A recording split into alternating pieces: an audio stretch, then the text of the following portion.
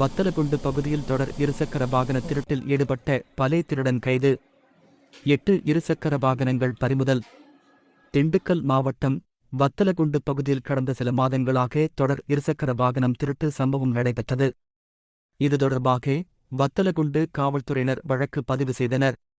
இருசக்கர வாகனம் தொடர் திருட்டு சம்பவம் தொடர்பாக தனிப்படை போலீசார் சிசிடிவி பதிவுகளை வைத்து இருசக்கர வாகன திருடனை தேடி வந்தனர்.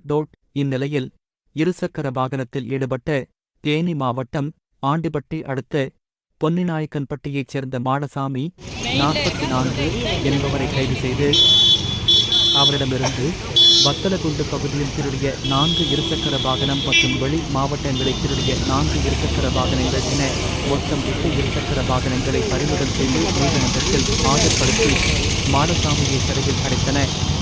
கொத்தனார் வேலை செய்து வந்த மாடசாமி பகல் நேரங்களில் நூதனமான முறையில் இருசக்கர வாகனங்களை திருடும் தொழிலில் ஈடுபட்டு வந்துள்ளார் என்பது குறிப்பிடத்தக்கதாகும்.